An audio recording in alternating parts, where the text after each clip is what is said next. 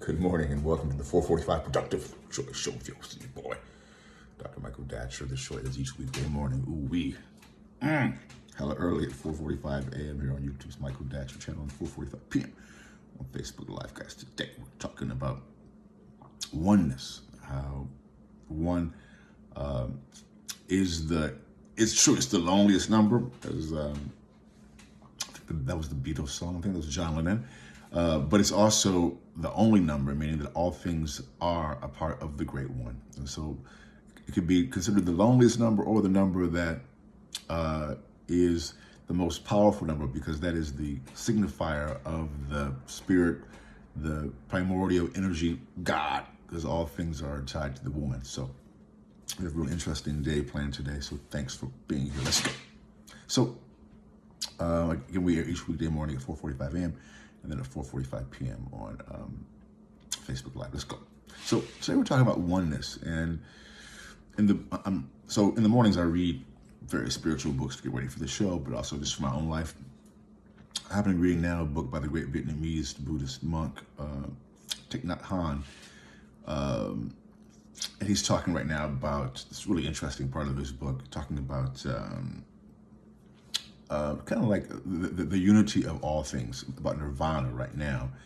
And as a part of that discussion, he's talking about how when you see an orange blossom, the tree is already inside of that orange blossom. You don't see the oranges yet, but in that blossom, the orange is already there.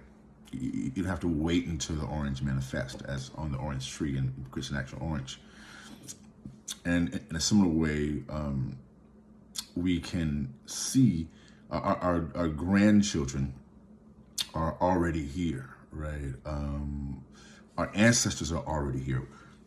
We don't always see them, but because of the unity of all things are currently presently here as one. So it is in the metaphysical sense that something can be at two places at the same time, as some of the metaphysical scientists are starting to discover in some of their research. And so the important point about that is that when your eyes are open, so to speak, and you are looking at a situation especially when things are going rough, when things are challenging, you're facing some type of difficulty, you're like, whoa, why now? Why me? And it's fine to think that way, but if you can hold the idea within your mind that all things are related, even the difficult things, all things are a part of the Great One, this can be a great teaching, especially a hard teaching, especially in times of trauma. But if you can hold that teaching, that somehow, even though it's hard to see it, somehow through the situation, you will emerge as a more fully realized person, right? Yeah, that's just a hard teaching, because I've had lots of trauma in my life as well, so it can be very difficult to even hold on to the idea. But in the long run, that's been my experience. I mean, my challenges, man, have really helped me to, of course, the good times. I prefer the good times, but the challenges that I've faced have certainly helped me to become the man I am. So that's point one, is being able to look with the sight that says that all things related. Two, how do you do that? Because that's a hard teaching. When things are going rough, how do you maintain that attitude? Again, if you know the show, we talk a lot about meditation, reading, so, as part of the show, I read lots of literature early in the morning to get ready and for my own edification, of course, as well. And so that type of daily work, I mean, sometimes you can't get around the work.